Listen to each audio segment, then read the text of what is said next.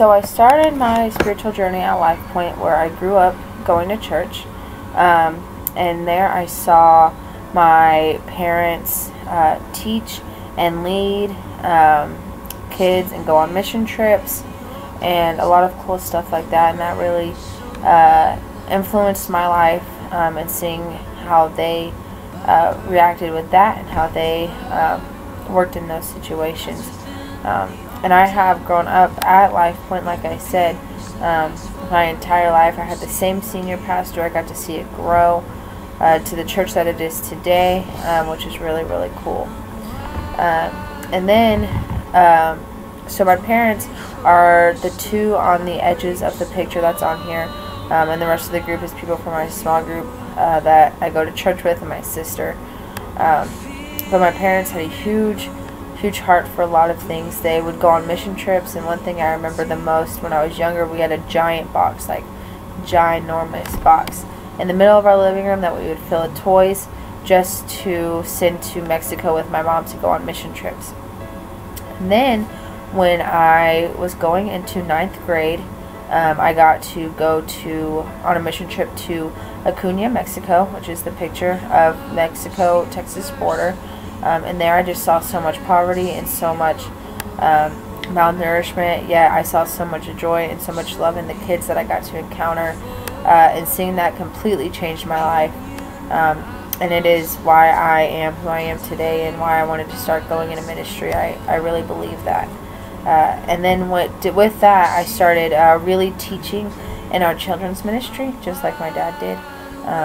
I taught 3rd grade girls for 5 or 6 years, and it was cool seeing them grow up, and now some of them are even in high school, and seeing them still in the church and getting involved and stuff like that is really, really cool. Another thing that really, really and truly was one of the biggest parts of my spiritual formation was my small group, which is the picture of the group at a restaurant.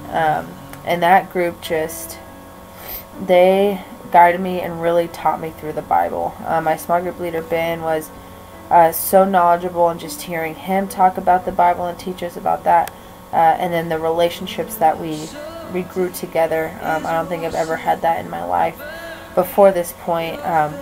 We grew together, we mourned together, we celebrated together, we did a lot of things together, and I'm even still really, really good friends with most of them today. And so having them in my life constantly telling me more about Jesus and who Jesus was, and encouraging me to grow in the areas that I really excelled in from them, and having them tell me weaknesses that I needed to work on in problem areas in my life, was really cool to see how having that accountability really formed who I was.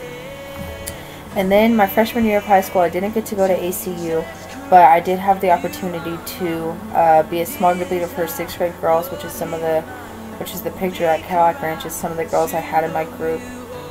But getting to teach them and see them grow really helped me grow, because I got to learn from them. I got to see kind of the beginning of the faith that they had, and go into that and kind of start over almost with them. Because as they grew, I grew, and as I taught them, they taught me. And then finally I had to go to ACU. Like I said, I didn't get to go my freshman year because I didn't have the money to, and so all my freshman year I worked really hard to try to get enough money to go, but I knew that the Lord would provide in any situation that I needed, and He did, and now I'm here, and I have a great community here with the church I'm at, with the life group I'm in, and with all the opportunities I have here. They are constantly helping me grow my spiritual walk.